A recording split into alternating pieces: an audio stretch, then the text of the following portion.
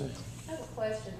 I had heard some rumors about you, of course, I don't know why, but the rumors were that information was being withheld from a young woman who had committed suicide, and you had emailed me to the effect that that's a DA's decision to let information go. Is that correct? Am I understanding that No, ma'am, right? I don't think I sent that to you. We work in concert with the district attorney's office. Okay. But this case is under investigation, it's currently under investigation, and until we receive all our forensic evidence, which we have no control over, other agencies who have to look at this from a forensic perspective, because we don't have a crime lab here in Baldwin County. We're dependent upon these folks, and as a result, we can't move them along because they're handling cases throughout the state of Alabama.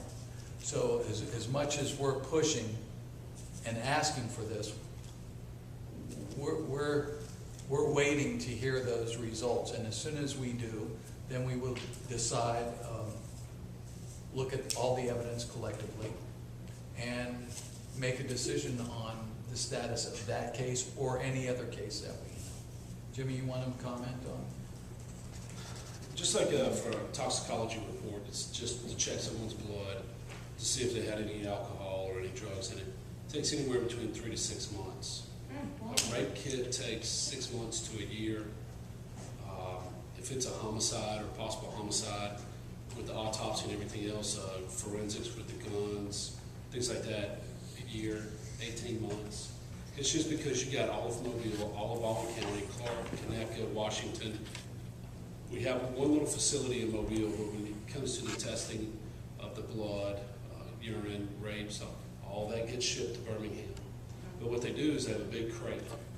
They fill up the crate first, then they box it, and you could be the number one, and you're really going to wait, or if you're towards the end, you'll get a quicker response back. And then they ship it up to Birmingham, and then they wait till they get a certain number, and then that's all they do, and then they'll send out the results from there. I've got a question. Why don't the universities, like Faulkner here, offer that type of It's service? state cutbacks, and State they have to be approved through They have to the state of be Alabama. legitimate outlets where we can ship this stuff. However, one of my future I've already made a proposal to a number of the chiefs and the sheriff of Baldwin County and HOSMAC. And I am now looking into the possibility of getting with the Alabama Department of Forensic Sciences, who do these kinds of evaluations, and asking them how much it would cost us in Baldwin County to hire an individual who would do nothing but Baldwin County cases.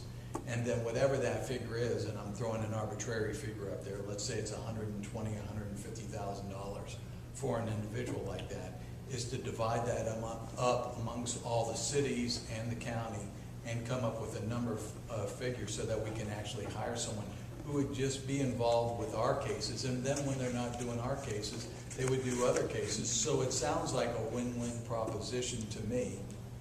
It's something that other agencies or other counties and locales have done throughout the country that don't have their own crime lab. So it's something that I'm working on for all of Baldwin County right now. So other states have used regional facilities as opposed They to... have. We're using a regional facility. We're using the state's facility, but it's regionally. What I'm asking to do is to actually hire an individual who would just handle our cases or put our cases on top of the other cases that they're handling. So again, I think it's a win-win. That would be the Rogers case she was talking about? I'm not talking about any individual case. I'm talking about, but I believe she's referring to the Hannah Rogers case. Yes, it was. But I We just have don't know how to unfortunately- answer people. I don't, when people